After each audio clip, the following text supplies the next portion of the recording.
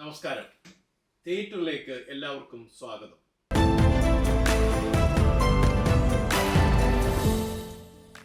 ഒരു ബസ് ഡ്രൈവറായ എൽദോസിനെ ഇഷ്ടപ്പെട്ട സുരമ്യ എൽദോസിനോട് പറയുകയാണ്, ചേട്ടൻ 90-100 മലയാറ്റൂർ പാലത്തിലൂടെ ബസ് പറപ്പിക്കുന്ന കാണുമ്പോൾ ഒരു രക്ഷയുമില്ല.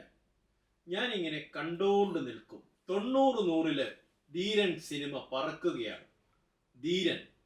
ധീരനുക്കു ധീരൻ. ഫുഡും റോഡും, ന്യൂസും വ്യൂസും, പാട്ടും കൂത്തും, ചാന്തും പൊട്ടും, ഉടുത്തുകെട്ടും, ഉറക്കവും പഠിത്തവും ജോലിയും എല്ലാം മാറിയ പുതിയ കാലത്ത് സിനിമയും മാറി. നാടകം സിനിമയാക്കുന്ന കാലമൊക്കെ കഴിഞ്ഞു. വിഷ്വൽ സെൻസുള്ള ക്രിയേറ്റീവ് ന്യൂജൻ പിള്ളേര് സിനിമ പിടിക്കാൻ തുടങ്ങി. കാലവും സിനിമയും മാറുന്നത് കാണാതെ വടിയെടുക്കുന്ന ഹെഡ്മാസ്റ്റർമാരും കൂടി ചേർന്നതാണ് ഇപ്പോൾ നമ്മുടെ സൊസൈറ്റി. ആവേശം സിനിമയിൽ ഫഹദ് ഫാസിൽ എന്ന ഫാഫ അഴിഞ്ഞാടിയപ്പോൾ ന്യൂജൻ അതിനൊപ്പം തുള്ളിയാർത്തു. ഹെഡ്മാസ്റ്റർമാർ വടിയെടുക്കുകയും ചെയ്തു. ഇത് ജനറേഷൻ ഗ്യാപ്പിന്റെ പ്രശ്നമല്ലെന്നും ഏജ് മാറുകയാണ് അഥവാ യുഗം മാറുകയാണ് എന്ന് മനസ്സിലാക്കിയാൽ ഫാഫയുടെ പനിക്കുന്ന കൈത്തണ്ടയിൽ ഒരു ഉമ്മ കൊടുക്കാൻ ഹെഡ്മാസ്റ്റർമാർക്കും കഴിയും. ധീരൻ എന്ന സിനിമ സത്യത്തിൽ ഒരു പൊളിച്ചെഴുത്ത് സിനിമയാണ്. ന്യൂജനും ഓൾഡ് ജെന്നും ഹെഡ്മാസ്റ്റർമാർക്കും ഒരുമിച്ചിരുന്ന് കാണാൻ പറ്റുന്ന ഒരു സിനിമ. കോമഡിയാണ് ബാക്ക്ഡ്രോപ്പ് എങ്കിലും ആക്ഷനും ഇമോഷനും വർക്കാകുന്ന സിനിമയാണ് ധീരൻ. തിരക്കഥയൊരുക്കി ധീരൻ സംവിധാനം ചെയ്തിരിക്കുന്നത് ദേവദത്ത് ഷാജിയാണ്. എഞ്ചിനീയറിംഗ് കോളേജിൽ പഠിച്ചുകൊണ്ടിരിക്കുമ്പോൾ തന്നെ ഷോർട്ട് ഫിലിമുകൾ ചെയ്ത് ദിലീഷ് പോത്തനെ വരെ അത്ഭുതപ്പെടുത്തിയ ചുള്ളൻ. അങ്ങനെ കുമ്പളങ്ങി നൈറ്റ്സിൽ അസിസ്റ്റന്റായി. തുടർന്ന് അമൽ നീരദിന്റെ മമ്മൂട്ടി ചിത്രം ഭീഷ്മപർവ്വത്തിന്റെ തിരക്കഥാരചനയിൽ അമൽ നീരദിനൊപ്പം ചേർന്നു. ഇപ്പോൾ ധീരനുമായി ദേവദത്ത് ഷാജി നമുക്ക് മുന്നിൽ നിൽക്കുന്നു. നമുക്കേറെ പ്രിയപ്പെട്ട ലോഹിതദാസിന്റെ പുത്രൻ ഹരികൃഷ്ണൻ ലോഹിതദാസ് ആണ് ഈ ചിത്രത്തിൽ ക്യാമറ ചലിപ്പിക്കുന്നത്. 3 തരം അഭിനേതാക്കളുടെ ഒത്തുചേരലാണ് ധീരൻ സിനിമ. ജഗദീഷ്, മനോജ് കെ ജയൻ, അശോകൻ, വിനീത്, സുധീഷ് തുടങ്ങി ഒരു വിന്റേജ് ഗ്രൂപ്പ്. സിദ്ധാർത്ഥ് ഭരതൻ ഉൾപ്പെടുന്ന രണ്ടാമതൊരു ഗ്രൂപ്പ്. രാജേഷ് മാധവനും അശ്വതി മനോഹരനും ഒക്കെ ചേരുന്ന ഒരു 3ാം ഗ്രൂപ്പ്. ഉള്ളു തുറന്ന് ചിരിക്കാൻ വഴിയൊരുക്കുന്ന ഒരു ചിത്രമാണ് ധീരൻ. തിയേറ്ററിൽ എത്തുന്ന ഏത് തലമുറയ്ക്കും 2 മണിക്കൂർ എല്ലാം മറന്ന് ചിരിക്കാൻ അവസരമുണ്ടാക്കുക എന്നത് ഇക്കാലത്ത് ചെറിയ കാര്യമല്ല. പണ്ടുള്ള മലയാള തമാശ ചിത്രങ്ങളെ പോലെ അത്ര ലീനിയർ സ്വഭാവമല്ല ധീരനുള്ളത്. തമാശയ്ക്കൊപ്പം വിഷ്വലിന് ഓരോ ഇതളെങ്കിലും വേറെ കാണും. അതിനോടൊപ്പം രാഷ്ട്രീയ, സാമൂഹ്യ, വിശ്വാസ ചിന്തകളുടെ ക്രിട്ടിക്കലായ ഇതളുകൾ കൂടി ചേർത്ത് വെച്ചാണ് ദേവദത്ത് ധീരനെ സൃഷ്ടിച്ചിരിക്കുന്നത്. ഏറെ സമയമെടുത്ത് ഹോംവർക്ക് ചെയ്തെടുത്ത തിരക്കഥയുടെ മികവ് ചിത്രത്തിൽ കാണാം. ചില ചിരിയോടൊപ്പം ഇത്തിരി കണ്ണുനീരും അറിയാതെ ഒഴുകുന്നുണ്ട്. നാട്യശാസ്ത്രത്തിലെ ധീരോദാത്തൻ അതിപ്രതാപ ഗുണവാൻ എന്നൊക്കെയുള്ള നായകന്റെ വിശേഷണങ്ങളുടെ ഒരു പൊളിച്ചെഴുത്ത് സാധ്യമാക്കിയ ചിത്രമാണിത്. നടനും സംവിധായകനുമായ രാജേഷ് മാധവനാണ് ഈ ചിത്രത്തിലെ നായകൻ.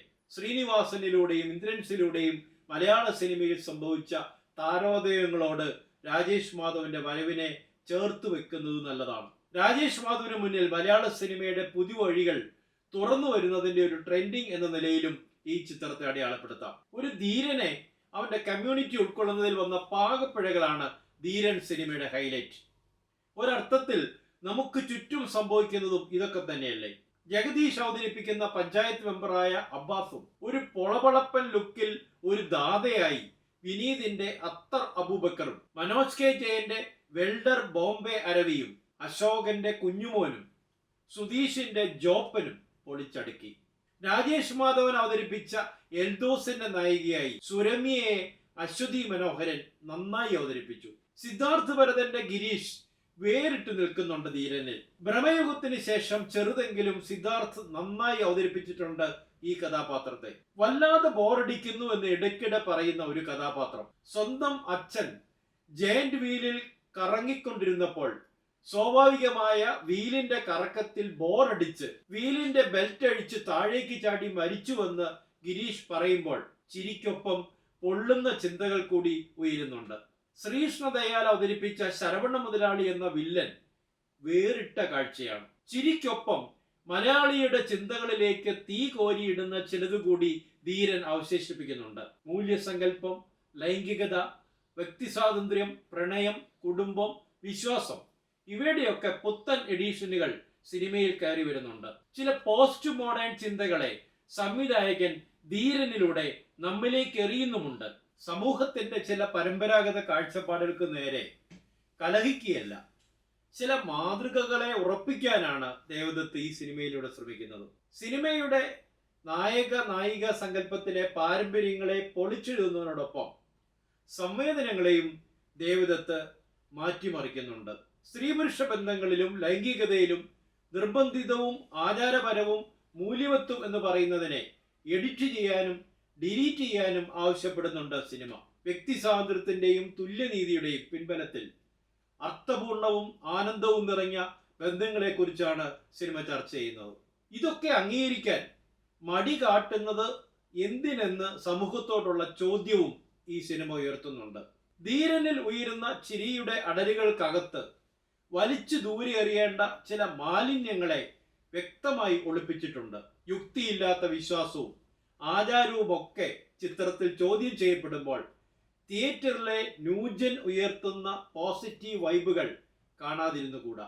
തുടക്കക്കാരൻ എന്ന നിലയിൽ ദേവദത്ത് ഷാജി ധീരനിലൂടെ മികച്ച പ്രകടനം തന്നെയാണ് നടത്തിയിരിക്കുന്നത്. ചിരിപ്പിക്കാൻ കഴിയുന്ന ഒരു സിനിമ എടുക്കുന്നത് എളുപ്പമുള്ള പണിയല്ല. സിനിമയിൽ ജഗദീഷിന്റെ കഥാപാത്രമായ പഞ്ചായത്ത് മെമ്പർ അബ്ബാസ് പറയുന്ന ഒരു വാചകമുണ്ട്: ഭൂമിയിൽ നടക്കുന്ന സകലമാന കാര്യങ്ങൾക്കും മിനിമം 2 ആംഗിൾ ഉണ്ട്. ദേവദത്തിന്റെ ധീരന് 2 അല്ല 3ഉം 4ഉം ആംഗിളുകളുണ്ട്. ഒന്ന് ഉറപ്പാണ്, സൊസൈറ്റി മാറും. പക്ഷേ സ്വിച്ച് ഇട്ട ഉടനെ മാറുന്നതല്ല സൊസൈറ്റി. വിപ്ലവത്തിന് സമയമെടുക്കും. ഇതും അബ്ബാസ് പറയുന്നതാ. ശരിക്കും ഈ ധീരൻ സിനിമയിലെ അബ്ബാസ് ആരാണ്? അല്ല, അബ്ബാസ് ആരായാലെന്താ, ഈ എൽദോസി അവറാച്ചൻ ശരിക്കും ആരാ?